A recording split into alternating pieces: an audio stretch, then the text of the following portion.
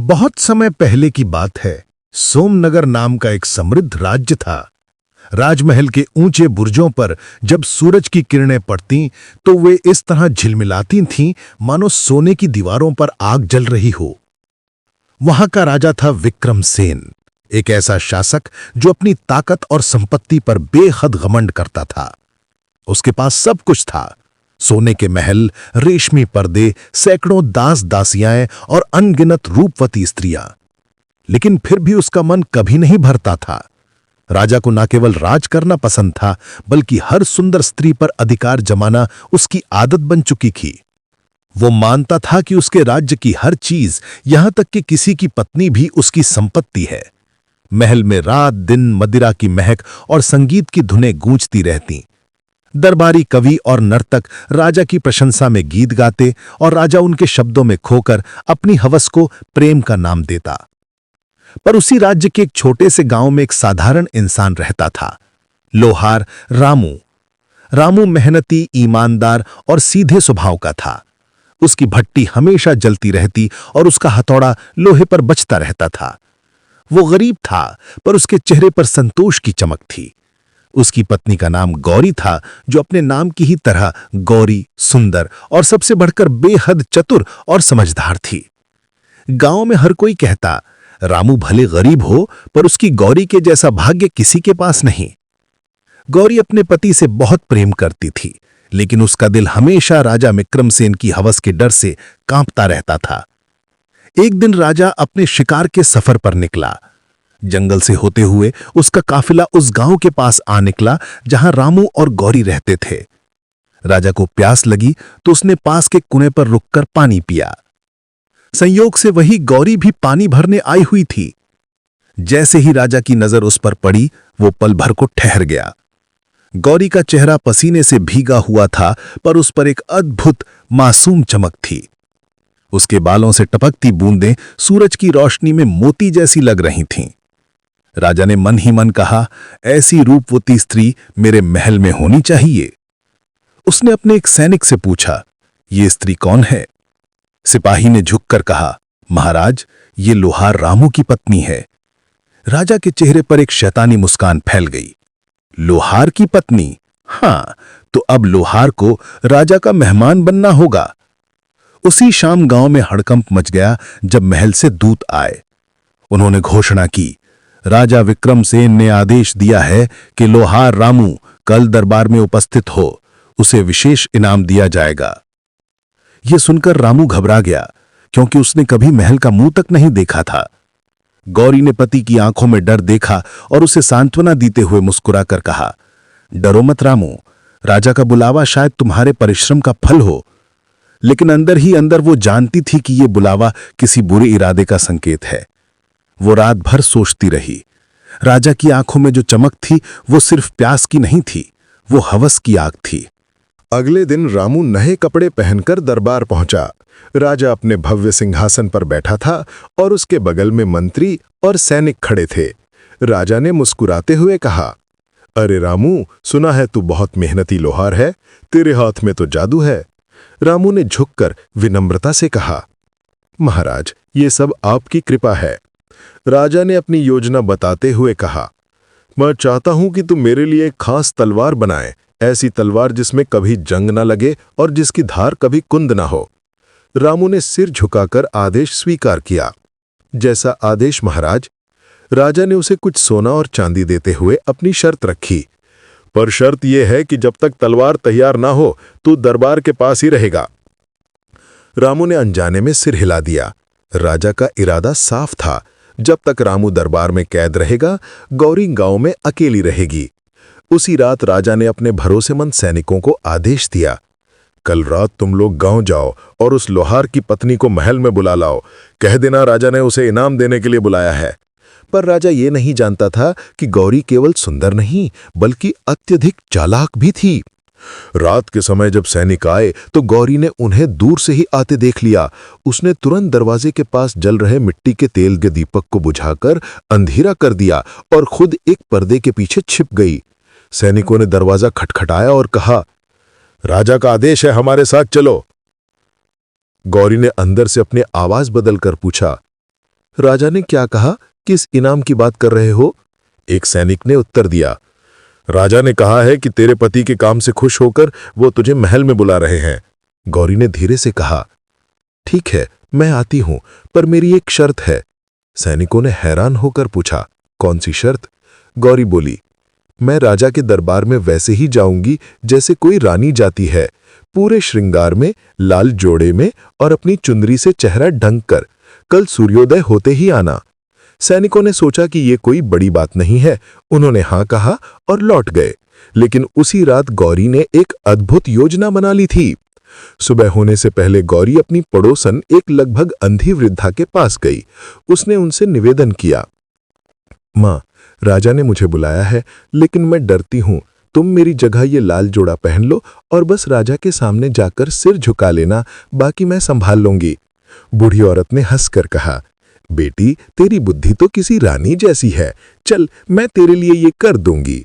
सुबह जब सैनिक आए तो उन्होंने लाल जोड़े में चेहरा ढंके बैठी औरत को गौरी समझ लिया। वे उसे पालकी में बिठाकर महल ले गए। राजा ने जब पालकी से उतरती स्त्री को देखा तो मुस्कुराते हुए कहा, आओ गौरी, आज से तुम मेरी रानी हो। लेकिन जैसे ही उसने घूंघट उठाया तो उसके सामने झुर्रियों से भरा चेहरा और बिना दांतों वाली एक मुस्कान दिखाई दी।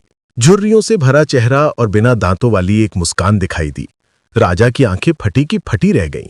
सारा दरबार ठहाकों से गूंज उठा। राजा शर्म और गुस्से से कांप उठा और गरजा, ये धोखा किसने किया? वृद्धा कांपती हुई आवाज में बोली, महाराज, आपकी रानी तो अभी गांव में है। उसने कहा था कि मैं आकर आपको नमस्कार कर दूं। राजा समझ गया कि वो एक चतुर स्त्री के हाथों मूर्ख बन चुका है। उस रात राजा ने अपने मंत्री से कहा, यह औरत सिर्फ सुंदर नहीं, बहुत चालाक भी है। अब मैं उसे हासिल करूंगा, चाहे कुछ भी हो जाए। उधर गौरी ने भी ठान लिया था कि अब वो राजा को उसकी अपनी ही चाल में फंसाएगी। दरबार में हुई फजीहत से राजा विक्रमसेन आग बबूला हो गया। उस रात उसने अपने कक्ष की हर कीमती वस्तु तोड़ डाली। उसका घमंड चकनाचूर हो गया था और अब वो सिर्फ वासना नहीं बल्कि प्रतिशोध की आग में जल रहा था। उसने अपने धूर्त मंत्री बुद्धिसेन को बुलाया। राजा गरजा, बुद्धिसेन, उस औरत ने मेरा अपमान किया है। पूरी सभा के सामने मुझे हंसी का पात्र बना दिया। मैं उसे तड़पता हुआ देखना चाहता हूं। कोई ऐसी योजना बनाओ कि वो खुद जलकर मेरे कदमों में आ गिरे। मंत्री बुद्धिसेन ने अपनी दाढ़ी सहलाते हुए कुटिल मुस्कान के साथ कहा, महाराज, शेरनी को पकड़ने के लिए उसके शावक को फंसाना पड़ता है। गौरी की शक्ति उसका पति रामू है, जो अभी हमारी कैद में है। हम उसे सीधे सीधे नहीं बुलाएंगे, हम उसे आने पर मजबूर कर देंगे। कैसे? राजा ने अधीर होकर पूछा। मंत्री ने अपनी योजना बताई। हम रामू को एक ऐसा काम देंगे जो असंभव हो। जब वो उसे पूरा नहीं कर पाएगा तो हम उसे मृत्युदंड की घोषणा करेंगे। फिर गौरी के पास अपने पति को बचाने के लिए आपके सामने समर्पण करने के अलावा कोई रास्ता नहीं बचेगा।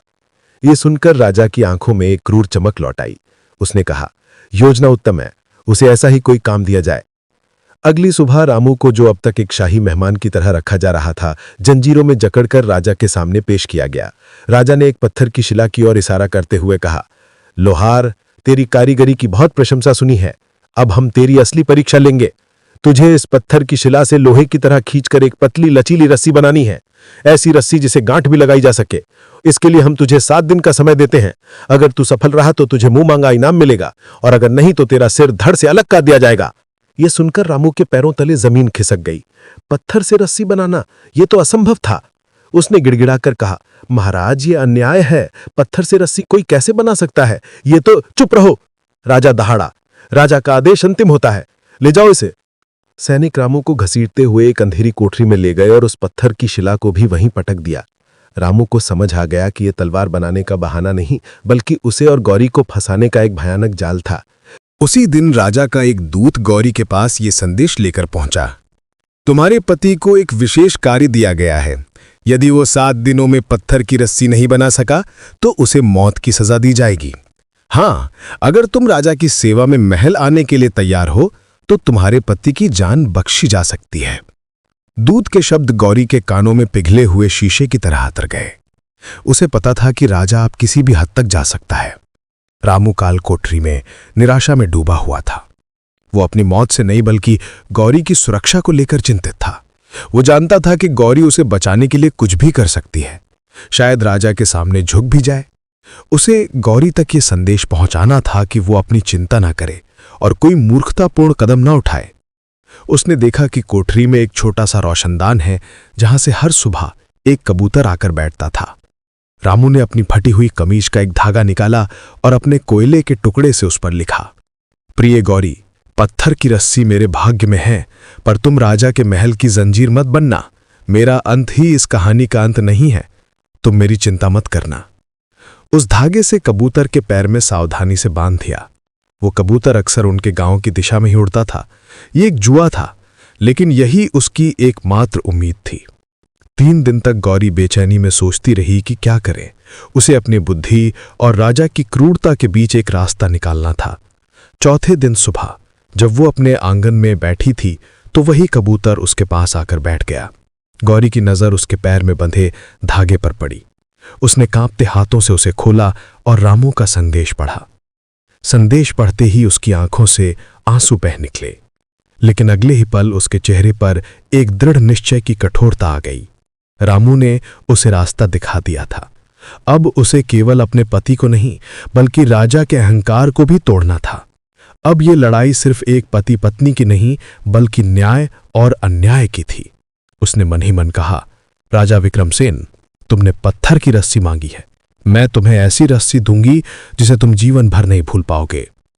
गौरी उठी और सीधे गांव के मुखिया और अन्य सम्मानित बुजुर्गों के घर की ओर चल पड़ी।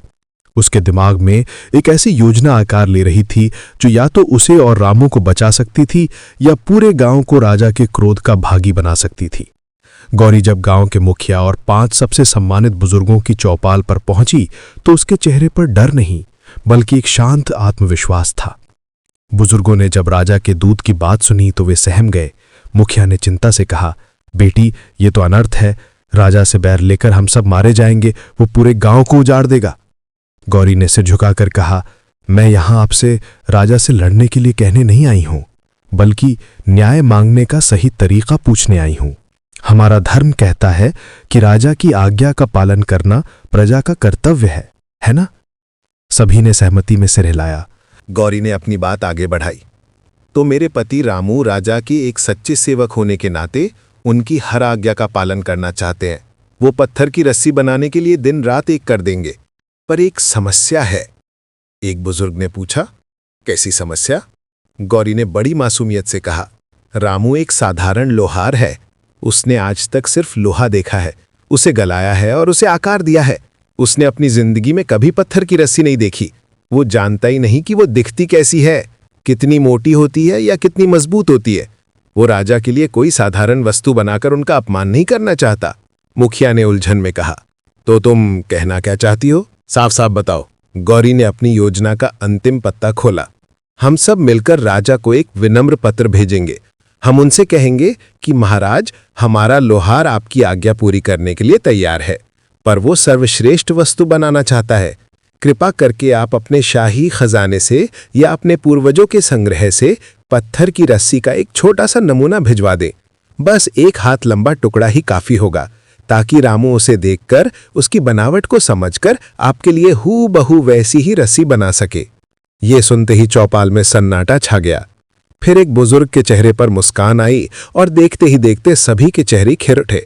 मुखिया ने खड़े होकर गौरी के सिर पर हाथ रखा और कहा, बेटी, आज तुमने साबित कर दिया कि असली ताकत तलवार में नहीं बुद्धि में होती है। हम तुम्हारे साथ हैं। पत्र अभी तैयार किया जाएगा। 2 दिन बाद राजा विक्रमसेन अपने खचाखच भरे दरबार में बैठा था। वो अपने मंत्रियों से डींगे हाँक रहा था। देखा, उस घमंडी औरत का कोई जवाब नहीं आया। अब बस 2 दिन और, फिर उस लोहार का सिर कटेगा और उसकी पत्नी खुद मेरे पैरों पर आकर गिरेगी। दरबारी राजा की हाँ में हाँ मिला रहे थे। तभी एक हरकारा गांव से पत्र लेकर पहुंचा। राजा ने हंसते हुए पत्र लिया और उसे जोर जोर से पढ़ने लगा ताकि सभी उसकी जीत का तमाशा देख सकें। आदरणीय महाराज विक्रमसेन, सोमनगर की प्रजा आपके चरणों में प्रणाम करती है। राजा की मुस्कान और चौड़ी हो गई। आपके आदेशानुसार आपका सेवक लोहार रामू पत्थर की रस्सी बनाने के लिए पूरी तरह से तैयार है। वो आपके लिए दुनिया की सबसे उत्तम रस्सी बनाना चाहता है ताकि राज्य का नाम रोशन हो। पर एक छोटी सी विनती है। यहां पहुंचकर राजा थोड़ा रुका। उसने आगे पढ़ा, चूंकि हमारे गांव में किसी ने आज तक पत्थर की रस्सी नहीं देखी, इसीलिए हम आपसे विनम्र निवेदन करते हैं कि आप अपनी शाही कार्यशाला से उस रस्सी का एक पुराना नमूना भेज दें। आपका सेवक उसे देखकर आपकी इच्छा के अनुसार ही नई रस्सी बना देगा। हमें विश्वास है कि आपके महान राज्य में ऐसी असाधारण वस्तु का नमूना अवश्य होगा। जैसे ही राजा ने पत्र खत्म किया, पूरे दरबार में एक अजीब सी खामोशी छा गई। जो दरबारी कुछ पल पहले हंस रहे थे, वे अब एक दूसरे का चेहरा देख रहे थे और अपनी हंसी दबाने की कोशिश कर रहे थे। हर कोई समझ गया था कि ये कोई विनती नहीं, बल्कि एक सीधा और तीखा तंज था। एक साधारण गांव की औरत ने राजा को उसी के बुने जाल में फंसा दिया था। अगर राजा कहता है कि उसके पास नमूना नहीं है, तो वो खुद मान लेता कि उसने एक असंभव और मूर्खतापूर्ण आदेश दिया था। और अगर वो नमूना नहीं दे सकता, तो वो रामू को सजा किस आधार पर देगा? राजा का चेहरा गुस्से और अपमान से लाल हो गया। उसने पत्र के टुकड़े टुकड़े कर दिए। वो कुछ बोल नहीं पाया, क्योंकि वो जो भी बोलता वो उसी की मूर्खता का प्रमाण होता। उसने कांपती हुई आवाज में बस इतना कहा, दरबार बर्खास्त किया जाता है। राजा सिंहासन से उठा और तेजी से अपने कक्ष की ओर चला गया। उसके पीछे पीछे धूर्त मंत्री बुद्धिसेन भी भागा। गौरी ने ये बाजी भी जीत ली थी, लेकिन वो जानती थी कि एक घायल सांप और भी ज्यादा खतरनाक होता है। अब राजा कोई सीधी चाल नहीं, बल्कि और भी भयानक और कपटपूर्ण षड्यंत्र रचेगा। अपने कक्ष में राजा विक्रमसेन किसी घायल शेर की तरह चक्कर काट रहा था। उसका चेहरा तमतमाया हुआ था और आंखें क्रोध से लाल थीं। बुद्धिसेन हाथ बांधे सिर झुकाए खड़ा था। राजा दहाड़ा, उस औरत ने 2 बार भरे दरबार में मेरा मस्तक झुका दिया। पहले एक बुढ़िया को भेजकर और अपने पत्र। पूरी प्रजा मुझ पर हंस रही होगी। बुद्धिसेन, अगर तुम्हारे पास अब कोई अचूक योजना नहीं है, तो मैं रामू के साथ तुम्हारा भी सिर कलम कर दूंगा। बुद्धिसेन की आंखों में धूर्तता की चमक तैर गई। उसने कहा, महाराज शांत हो जाइए। हमने उसे बुद्धि से हराने की कोशिश की, लेकिन वो उस खेल की माहिर है। अब हम उस पर वहां से वार करेंगे जहां वो सबसे ज्यादा कमजोर है। कहाँ? राजा ने पूछा। मंत्री ने फुसफुसाते हुए कहा, उसके चरित्र पर, उसकी पवित्रता के अभिमान पर। हम उसे गांव वालों की नजरों में ही गिरा देंगे। जब गांव वाले ही उस पर थूकेंगे तो वो अकेली पड़ जाएगी और टूटकर आपके कदमों में होगी। योजना सुनकर राजा की सांसें तेज हो गईं। ये विचार उसे बेहद पसंद आया। कैसे करोगे ये? बुद्धिसेन ने बताया। महाराज, आपकी सेना में सबसे रूपवान और वाक्पटु सैनिक कौन है? राजा ने सोचा और कहा, मयंक है। उसकी बातों में शहद और आंखों में जादू है। बस, मंत्री ने कहा, हम मयंक को गांव भेजेंगे। वो गौरी से मिलेगा और उसे आपकी तरफ से माफी मांगने और दोस्ती का नाटक करेगा।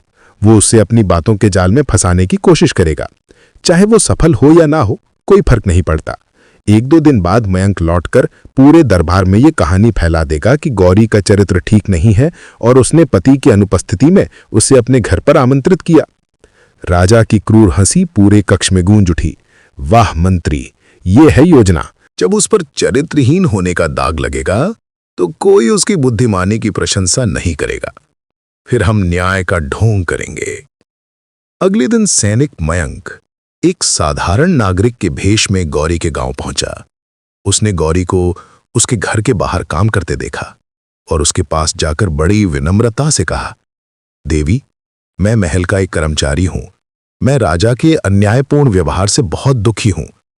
मैं और कुछ अन्य दरबारी आपकी बुद्धिमानी के कायल है और चुपके से आपकी मदद करना चाहते हैं। गौरी ने उसे सिर से पांव तक देखा। उसकी आंखें मयंक के चिकने चुपड़े चेहरे के पीछे का सच पढ़ रही थी। उसने बिना कोई भाव दिखाए रूखे स्वर में कहा, मुझे किसी की मदद की आवश्यकता नहीं है।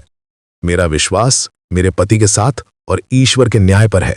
आप अपना मार्ग लें। मयंक ने फिर कोशिश की, लेकिन देवी, राजा बहुत क्रूर है। वो आपके पति को नहीं छोड़ेगा। आपको एक मित्र की आवश्यकता है। गौरी ने अपनी झोंपड़ी का दरवाजा बंद करते हुए शांति से कहा, जो बिना बुलाए मित्रता का हाथ बढ़ाए, वो या तो देवता होता है या धोखेबाज, और इस राज्य में देवता बस मंदिरों में रहते हैं।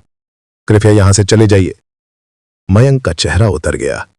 उसे अपनी पूरी जिंदगी में किसी स्त्री ने इस तरह अपमानित नहीं किया था। वो अपमान की आग में जलता हुआ महल लौट गया।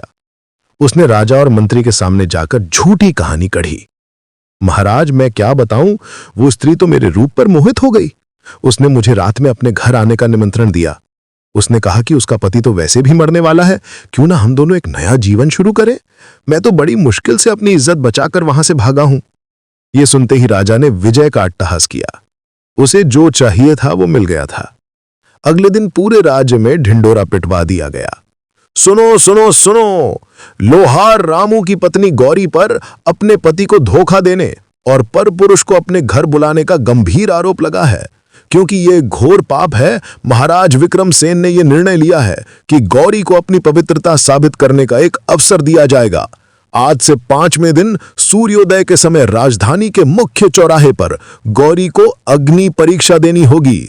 उसे जलते हुए कोयलों पर चलकर अपनी सच्चाई साबित करनी होगी। यदि वो सफल रही तो उसे और उसके पति को सम्मान सहित मुक्त कर दिया जाएगा, और यदि उसके पैर जल गए तो उसे पापी मानकर मृत्यु दंड दे दिया जाएगा। ये घोषणा जब गांव पहुंची तो हाहाकार मच गया। जिन गांव वालों ने गौरी की बुद्धि की प्रशंसा की थी, वे अब डर और संदेह से पीछे हट गए। चरित्र का आरोप बहुत गंभीर था। अग्नि परीक्षा का नाम सुनकर ही लोगों की रूह कांप गई। मुखिया और बुजुर्ग भी चुप हो गए। ये मामला बुद्धि का नहीं बल्कि आस्था और अंधविश्वास का बन गया था। गौरी अपनी झोपड़ी में अकेली खड़ी थी। उसने घोषणा सुनी और उसकी आंखें बंद हो गई। राजा ने उसे हर तरफ से घेर लिया था। बाहर जलते कोयलों का रास्ता था और भीतर समाज के संदेह और अविश्वास की आग। उधर काल कोठरी में बंद रामू तक भी ये खबर पहुंची। ये सुनकर वो पागल सा हो गया। वो लोहे के दरवाजे पर अपना सिर पटकने लगा। उसकी पत्नी, उसकी गौरी, जिसके चरित्र की वो कस्में खा सकता था, उस पर ऐसा लांछन, और उसे बचाने के लिए वो कुछ नहीं कर सकता था। गौरी के पास अब 5 दिन थे।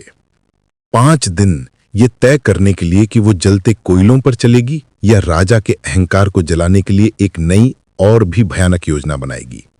इस बार दांव पर सिर्फ रामू की जान नहीं बल्कि उसका अपना अस्तित्व और सम्मान था। गांव में जहां मातम और फुसफुसाहट का माहौल था, वहीं गौरी की झोपड़ी में एक अद्भुत शांति थी। उसने अगले 2 दिन किसी से बात नहीं की। वो न रोई न चिल्लाई। वो बस सुबह उठती, ईश्वर की प्रार्थना करती और अपने घर के कामों में लगी रहती, मानो कुछ हुआ ही ना हो। उसकी ये शांति गांव वालों के लिए रहस्य बन गई। कुछ ने कहा कि वो सदमे में पागल हो गई है। दूसरों ने कहा कि शायद वो कोई डायन है जिसे आग का डर ही नहीं। रामू के पास कोठरी में खाना ले जाने वाला एक बूढ़ा सिपाही था, जिसके मन में रामू के लिए थोड़ी दया थी। रामू ने जब उससे गिड़गिड़ाकर गौरी का हाल पूछा तो सिपाही ने बताया, वो बिल्कुल शांत है। न आंखों में आंसू, न चेहरे पर शिकन, बस एक अजीब सा तेज है उसके चेहरे पर। यह सुनकर रामू की छटपटाहट और बढ़ गई। वो गौरी को जानता था। उसकी ये शांति किसी आने वाले तूफान का संकेत थी। अग्नि परीक्षा से ठीक 2 दिन पहले गौरी ने स्नान किया, सबसे अच्छा वस्त्र पहना और अपनी झोपड़ी से बाहर निकली। वो राजधानी की ओर पैदल ही चल पड़ी। गांव वाले उसे जाते हुए देखते रहे।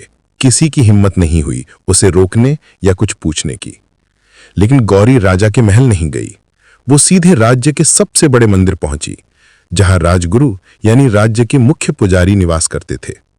राजगुरु एक ज्ञानी लेकिन परंपरावादी व्यक्ति थे और राजा भी उनके धार्मिक आदेशों को टालने का साहस नहीं करता था।